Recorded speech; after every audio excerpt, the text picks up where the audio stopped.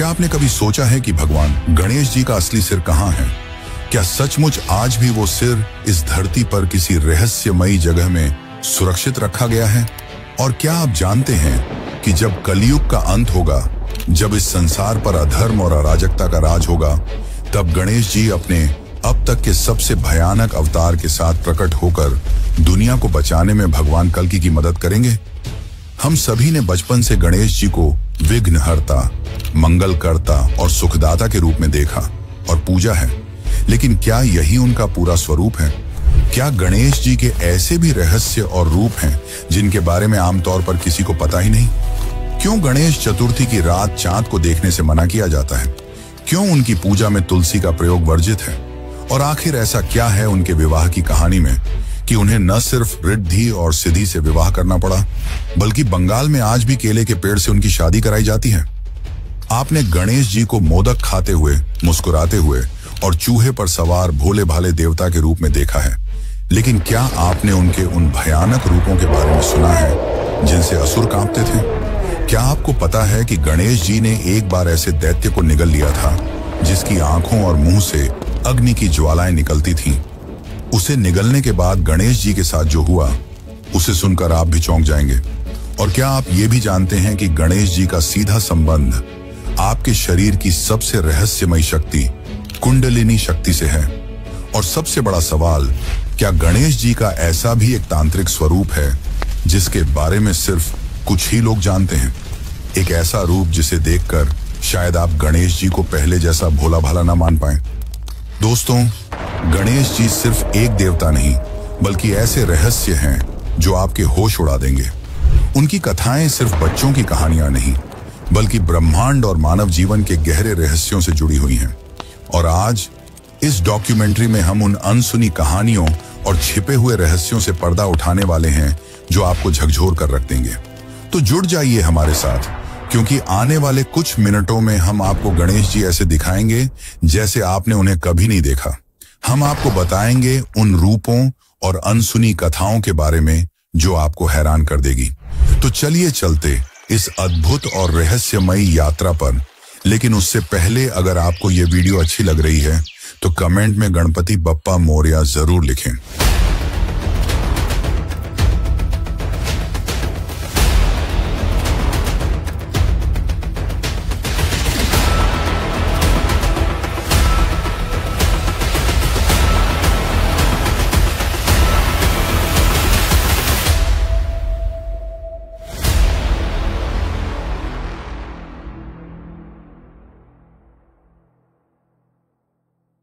समय की धारा हमेशा आगे बढ़ती रहती है, लेकिन हमारे शास्त्रों ने पहले ही इस प्रवाह का अंत और उसकी भयानक तस्वीर हमारे सामने रख दी थी। भविष्य पुराण के अनुसार जब कलयुग अपने अंतिम पड़ाव पर पहुंचेगा, तो इस धरती का रूप वैसा नहीं रहेगा जैसा हम आज देखते हैं। नदियां सूख जाएंगी, खेत बंजर हो जाएंगे और इंसान की भूख इतनी बढ़ जाएगी कि वह अपने ही भाई के मांस तक को खाने पर मजबूर हो जाएगा। समाज में छल और धोखा आम बात होगी। सगे संबंधी एक दूसरे के विरुद्ध खड़े होंगे और माता पिता का सम्मान करने के बजाय लोग उन्हें बोझ समझेंगे। धर्म और सत्य की बात करने वाले उपहास का पात्र बनेंगे और अधर्म का परचम हर ओर लहराएगा। चारों ओर अराजकता, युद्ध, लालच और क्रूरता का बोलबाला होगा। इसी समय प्रकट होगा एक महाभयंकर असुर, कलिराज। ये वही कली होगा जो मनुष्यों के भीतर छिपे अंधकार को और गहरा करेगा। वह असुर केवल बाहर से ही नहीं, बल्कि भीतर से भी लोगों को भ्रष्ट करेगा। उसके प्रभाव से इंसान अपनी ही आत्मा को भूल जाएगा। उसकी करुणा और दया हमेशा के लिए विलुप्त हो जाएगी। यह दृश्य इतना भयानक होगा कि देवता भी भयभीत हो उठेंगे। लेकिन यहीं पर आरंभ होगा एक नए युग का संघर्ष।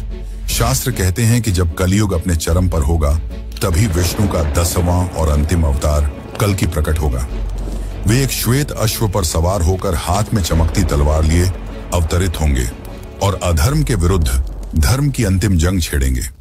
किंतु सबसे चौंकाने वाली बात यह है कि इस युद्ध में कल्कि अकेले नहीं होंगे। उनके साथ एक और दिव्य शक्ति प्रकट होगी, स्वयं गणेश जी अपने रहस्यमयी अवतार धूमकेतु के रूप में। धूमकेतु गणेश एक ऐसा रूप जिसकी कल्पना करना भी हमारे लिए कठिन है। उनका स्वरूप धुएं और अग्नि से भरा होगा। वे एक तेजस्वी नीले घोड़े पर सवार होकर आएंगे। उनकी आंखों में दहकती ज्वालाएं होंगी और उनके चारों ओर ऐसा प्रकाश फैलेगा मानो स्वयं ब्रह्मांड जल रहा हो। यह धूमकेतु अवतार कल्कि के साथ मिलकर असुर कली और उसके अनुचरों का संहार करेगा। यह कोई साधारण युद्ध नहीं होगा, बल्कि वह अंतिम महासंग्राम होगा। भगवान गणेश, जिन्हें हम मोदक प्रिय, सरल और प्यारे स्वरूप में जानते हैं, वे उसी गणेश का भयंकर और अग्नि से लिपटा हुआ धूमकेतु रूप बनकर कली जैसी ताकत को समाप्त करेंगे, जिसके बाद इस धरती पर एक नए युग की स्थापना होगी। तो सोचिए, वो गणेश जी जिन्हें हम बच्चे की मासूमियत और माता पार्वती के दुलारे रूप में देखते आए हैं, वही गणेश जी भविष्य में प्रकट होकर इस सृष्टि के उद्धारक भी बनेंगे। यही है कलयुग का सबसे बड़ा रहस्य और यही है गणेश जी का भविष्य का अवतार धूमकेतु। लेकिन यह आगे की कहानी है और अधूरी भी, क्योंकि गणेश जी का यह पहला भयानक रूप नहीं है। उन्होंने ऐसे और भी कई रूप लिए हैं, जिनमें सबसे खतरनाक है उच्छिष्ट गणपति, जो काम वासना में सदैव लीन रहते हैं। लेकिन उनके बारे में जानने से पहले हम गणेश जी के बारे में कुछ और अनसुनी बातें जानते हैं, जो आपने कभी नहीं सुनी होंगी। गणेश जी को हम प्रायः चूहे पर सवार, भोले भाले, मोदक प्रेमी और सरल हृदय देवता के रूप में देखते हैं। लेकिन हमारे शास्त्रों और पुराणों में उनका एक और स्वरूप है, वीर योद्धा। जब जब इस सृष्टि पर दानवों और असुरों का अत्याचार बढ़ा, तब तब गणेश जी ने अपने दिव्य रूप धारण कर उन राक्षसों का संहार किया और देवताओं व मानवों को भय और आतंक से मुक्त कराया। यह रूप बहुत कम लोग जानते हैं, लेकिन यह कथाएं गणेश जी के अद्वितीय साहस और शक्ति की झलक दिखाती हैं। सबसे पहले बात करते हैं सिंधुरासुर की। यह असुर इतना शक्तिशाली था कि उसका नाम सुनकर ही देवता कांप जाते थे। उसने तपस्या कर वरदान पाया था और अमृतत्व के बल पर तीनों लोकों में उत्पात मचा रखा था। कोई भी देवता उसके सामने टिक नहीं पाता। अंततः सभी देवता भगवान गणेश के शरण में पहुंचे। गणेश जी ने उस समय मोरेश्वर रूप धारण किया, 6 हाथों वाले मोर पर सवार। उन्होंने सिंधुरासुर के साथ भीषण युद्ध किया और उसके उदर को फाड़कर उसमें छिपा अमृत बाहर निकाल दिया। जब अमृत नष्ट हुआ, तब जाकर सिंधुरासुर का आतंक समाप्त हुआ। यह वही कथा है जिसके बाद महाराष्ट्र में मोरेश्वर मंदिर की स्थापना की गई। इसके बाद आता है मत्सरासुर, मत्सर यानी ईर्ष्या, और यह असुर उसी भाव का प्रतीक था। वह देवताओं से इतना ईर्ष्यालु था कि पूरी सृष्टि पर शासन करना चाहता था। तपस्या कर उसने वरदान पाया और फिर अहंकार में चूर होकर तीनों लोकों पर अधिकार जमाने निकला। देवता भयभीत होकर गणेश जी की शरण में पहुंचे। तब गणेश जी ने वक्रतुंड अवतार धारण किया, विशाल स्वरूप, हाथों में अस्त्र शस्त्र। उन्होंने मत्सरासुर और उसके दोनों पुत्रों का वध कर दिया और संसार को ईर्ष्या और घमंड के बोझ से मुक्त कराया। यह कथा हमें यह भी सिखाती है कि ईर्ष्या चाहे असुर की हो या इंसान की, उसका अंत विनाश ही होता है। लेकिन इन सब में सबसे अद्भुत कथा है अनलासुर की। यह असुर इतना भयानक था कि उसकी आंखों और मुंह से ज्वालामुखी जैसी आग निकलती थी। उसके सामने कोई भी जीव टिक नहीं पाता, क्योंकि जो भी उसके पास आता वह उसकी अग्नि से भस्म हो जाता। देवता भयभीत होकर गणेश जी को पुकारते हैं। तब गणेश जी ने अपनी शक्ति से एक विराट रूप धारण किया, इतना विशाल कि उनका स्वरूप आकाश को छूने लगा। उन्होंने अनलासुर को युद्ध के लिए ललकारा। भीषण युद्ध के बाद जब कोई उपाय नहीं बचा, तो गणेश जी ने अपने दिव्य शरीर से अनलासुर को पूरा निगल लिया। लेकिन जैसे ही उन्होंने उस अग्नि से भरे असुर को निगला, वैसे ही गणेश जी का पेट भीतर से जलने लगा। अग्नि की लपटें उनके शरीर में फैल गईं और वे असह्य वेदना में कराह उठे। ये देखकर देवता घबरा गए। तब सभी देवताओं ने उन्हें शीतलता पहुंचाने के लिए उन्हें दूर्वा घास अर्पित की। जैसे ही गणेश जी ने दूर्वा घास ग्रहण किया, उनकी पीड़ा समाप्त हो गई और तभी से गणेश जी को दूर्वा चढ़ाने की परंपरा शुरू हुई।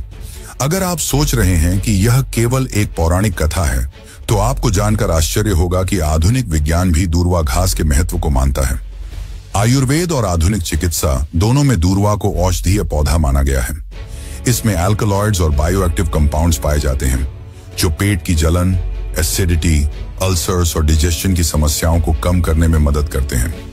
आज भी मेडिकल रिसर्च यह कहती है कि दूर्वा में एंटी इन्फ्लेमेटरी और कूलिंग प्रॉपर्टीज होती हैं। यानी हजारों साल पहले की कथा जिसमें दूर्वा ने गणेश जी को राहत दी थी, वह केवल आस्था ही नहीं बल्कि एक गहरा वैज्ञानिक सत्य भी छुपाए हुए है। इस तरह इन 3 कथाओं से यह स्पष्ट होता है कि गणेश जी केवल विघ्नहर्ता ही नहीं बल्कि एक अदम्य योद्धा भी हैं। लेकिन क्या आपने कभी जाना है इस अदम्य योद्धा का जन्म कैसे हुआ और क्यों उन्हें एकदंत कहा जाता है? आखिर इसकी असली सच्चाई क्या है? और सबसे बड़ी बात, क्या आज भी गणेश जी का असली सिर धरती पर ही कहीं मौजूद है? तो चलिए अब इन रहस्यों को भी जानते हैं। हिमालय की बर्फीली चोटियों पर बसा कैलाश पर्वत, शांत वातावरण, चारों ओर बर्फ से ढकी चोटियां और बीच में माता पार्वती अपने महल में स्नान की तैयारी कर रही थी। लेकिन इस शांति के बीच उनके मन में एक चिंता थी। जब जब भगवान शिव गहन तपस्या या ब्रह्मांडीय यात्राओं पर चले जाते थे, तब महल की रक्षा कौन करेगा? कौन होगा ऐसा जो बिना डरे किसी को भी रोक सके? यही सोचकर उन्होंने अपने शरीर पर लगाए हल्दी और चंदन के उपटन को इकट्ठा किया और उससे एक सुंदर बालक की मूर्ति गढ़ी। जब यह मूर्ति तैयार हुई तो माता ने अपने प्राणों की शक्ति उसमें फूंक दी और वह एक जीवित बालक बन गया। माता पार्वती ने स्नेहपूर्वक उसे गले लगाया और कहा, तुम मेरे पुत्र हो, मेरा रक्षक हो, तुम्हारा नाम है गणेश। कुछ समय बाद जब माता पार्वती स्नान करने जा रही थीं, तो उन्होंने अपने पुत्र से कहा, जब तक मैं भीतर हूं कोई भी इस महल में प्रवेश न कर पाए। गणेश ने सिर झुकाकर वचन दिया और द्वार पर पहरेदारी करने खड़े हो गए। उसी समय भगवान शिव लौट रहे थे। वे सीधे महल के भीतर जाना चाहते थे, लेकिन दरवाजे पर एक अजनबी बालक खड़ा था जिसने उनका रास्ता रोक दिया। शिव ने आदेश दिया, मुझे भीतर जाने दो। लेकिन गणेश अडिग खड़े रहे। मेरी माता ने मना किया है, जब तक वे स्वयं ना कहें कोई अंदर नहीं जा सकता। शिव जी ने कहा, किसका इतना साहस कि मुझे रोक सके? धीरे धीरे क्रोध शिव की आंखों में उतर आया। उन्होंने अपने गणों को आदेश दिया कि इस बालक को हटाओ, पर गणेश अकेले उन सब पर भारी पड़ गए। अंततः शिव का धैर्य टूट गया। उनके तीसरे नेत्र से अग्नि झलकने लगी और उन्होंने अपने त्रिशूल का प्रहार किया। एक ही वार में गणेश का सिर धड़ से अलग होकर भूमि पर गिर पड़ा। जब माता पार्वती बाहर आईं, तो अपने प्रिय पुत्र का निर्जीव शरीर देख वो विलाप करने लगी।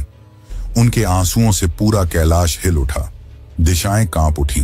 पार्वती के क्रोध का रूप भयानक था। उन्होंने चेतावनी दी कि यदि उनके पुत्र को पुनर्जीवित न किया गया तो वे पूरी सृष्टि का संहार कर देंगी। उनके इस शब्द से ब्रह्मांड में भय का माहौल फैल गया। देवता, ऋषि सब भयभीत हो गए और ब्रह्मा, विष्णु व अन्य देवताओं ने शिव से उपाय खोजने का आग्रह किया। शिव ने अपने गणों को उत्तर दिशा की ओर भेजा और कहा, जो सबसे पहले मिले उसका सिर लेकर आओ। गण जब लौटे तो उनके हाथों में एक हाथी का सिर था। शिव ने उस हाथी का मस्तक गणेश के धड़ पर स्थापित किया और उसमें प्राण फूंक दिए। गणेश जी पुनः जीवित हो उठे, लेकिन अब वे गजानन यानी कि हाथी के मुख वाले देवता कहलाए। लेकिन यह कथा यहीं समाप्त नहीं होती। शास्त्रों में एक रहस्य और छिपा है। कुछ मान्यताओं के अनुसार गणेश जी का असली सिर नष्ट नहीं हुआ था। भगवान शिव ने उसे सुरक्षित स्थान पर रखा था और वह स्थान है उत्तराखंड की पाताल भुवनेश्वर गुफा। कहते हैं इस गुफा में आज भी एक रहस्यमयी शक्ति विद्यमान है और वहां रखे उस सिर की रक्षा स्वयं भगवान शिव करते हैं। वैसे क्या आपको पता है कि गणेश जी को एकदंत क्यों कहा जाता है? आखिर कैसे उनका एक दांत टूट गया? इसे लेकर हमारे शास्त्रों में 2 रोचक कथाएं मिलती हैं, तो चलिए उन्हें जानते हैं। गणेश जी को हम एकदंत कहते हैं, यानी जिनका केवल एक ही दांत है। लेकिन क्या कभी आपने सोचा है कि उनके दूसरे दांत का क्या हुआ? क्यों टूटा और कैसे टूटा? यह कोई साधारण घटना नहीं थी, बल्कि इसके पीछे छिपी हैं 2 अद्भुत कथाएं। पहली कथा के अनुसार एक बार भगवान परशुराम, जो स्वयं भगवान विष्णु के 6ठे अवतार माने जाते हैं, कैलाश पर्वत पर भगवान शिव से मिलने पहुंचे। उस समय शिव ध्यान में लीन थे और उनके महल के द्वार पर पहरेदारी कर रहे थे स्वयं गणेश जी। जब परशुराम ने भीतर जाने की इच्छा जताई तो गणेश जी ने उन्हें रोक दिया। वे बोले, मेरे पिता अभी ध्यान में हैं, किसी को भी उनसे मिलने की अनुमति नहीं है। यह सुनकर परशुराम का क्रोध उमड़ पड़ा और उन्होंने अपने फरसे परशु को उठा लिया। यह वही फरसा था जो उन्हें स्वयं भगवान शिव से वरदान में मिला था। परशुराम ने उस फरसे से उन पर वार किया। गणेश जी ने अपने पिता के अस्त्र का मान रखने के लिए वह वार अपने दांतों पर ले लिया। वार इतना प्रचंड था कि उनका एक दांत टूटकर गिर पड़ा।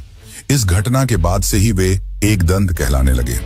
लेकिन टूटा हुआ दांत केवल युद्ध की निशानी नहीं बल्कि ज्ञान का प्रतीक भी है। यही हमें बताती है दूसरी कथा, महाभारत लेखन की। महर्षि वेद व्यास जब महाभारत की रचना कर रहे थे तो उन्हें एक ऐसे लेखक की आवश्यकता थी जो निरंतर बिना रुके लिख सके। इसके लिए उन्होंने गणेश जी का स्मरण किया। गणेश जी सहमत हुए, लेकिन गणेश जी ने एक शर्त रखी कि वे बिना रुके कथा लिखेंगे। कथा लेखन प्रारंभ हुआ। व्यास बोलते गए, गणेश लिखते गए।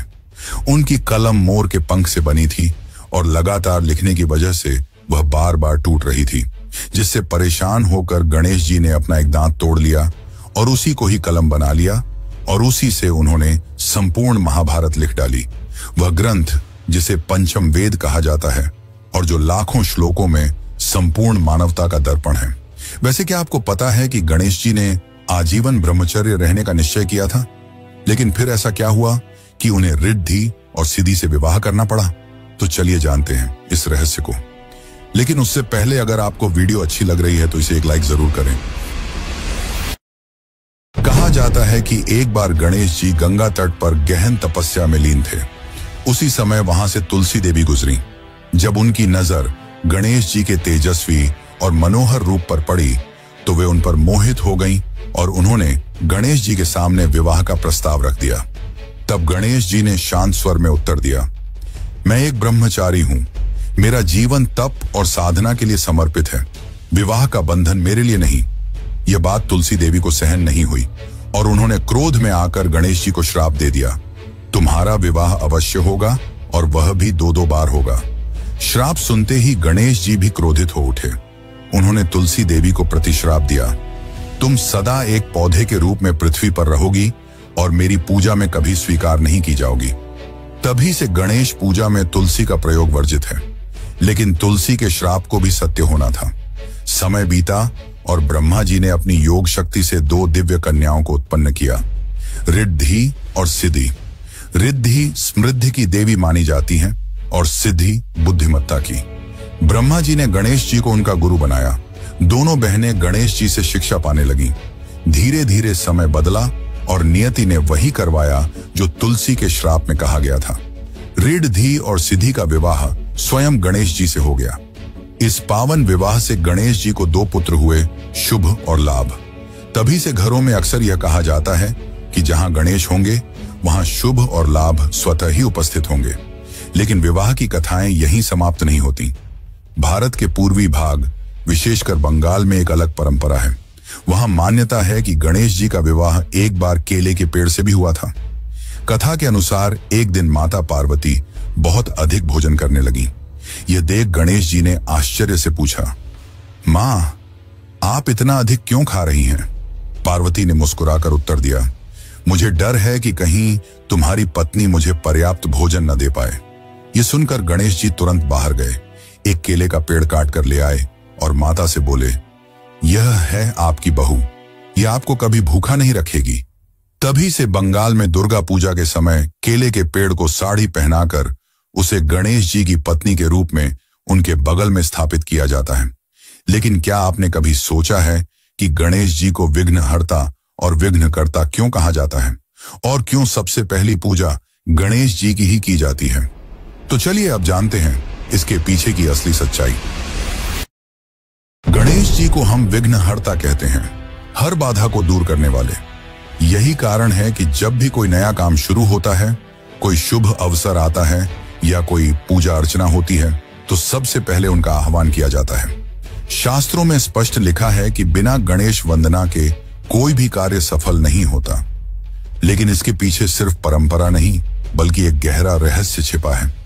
एक बार की बात है, सभी देवता यह विवाद करने लगे कि कौन सबसे श्रेष्ठ है और किसकी पूजा सबसे पहले की जानी चाहिए।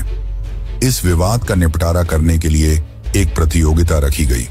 जो सबसे पहले पूरी पृथ्वी का चक्कर लगाकर वापस आएगा वही प्रथम पूज्य कहलाएगा।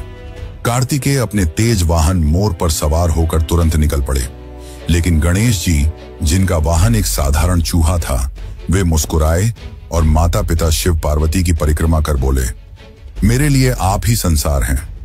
उनकी बुद्धिमानी और भक्ति देखकर देवताओं ने स्वीकार किया कि गणेश जी ही प्रथम पूज्य हैं। तभी से हर पूजा की शुरुआत उन्हीं के नाम से होती है। पर गणेश जी का स्वरूप केवल विघ्नहर्ता तक सीमित नहीं है, वे उतने ही विघ्नकर्ता भी हैं। जब हम धर्म और सद्गुणों की राह पर होते हैं तो वे हमारे सारे अवरोध मिटा देते हैं और हमारी यात्रा सरल बना देते हैं। लेकिन जब हम गलत राह पर चलते हैं, जब हमारे कदम पाप, छल या अन्याय की ओर बढ़ने लगते हैं, तब वही गणेश हमारे मार्ग में विघ्न खड़े कर देते हैं। वे रुकावटें, जिन्हें हम अक्सर बदकिस्मती समझ बैठते हैं, दरअसल उनके संकेत होते हैं कि हम गलत रास्ते पर हैं।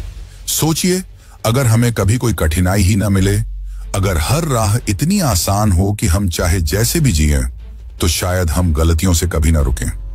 गणेश जी का विघ्नकर्ता रूप हमें रुकने पर मजबूर करता है, सोचने का अवसर देता है और सही दिशा की ओर मोड़ देता है।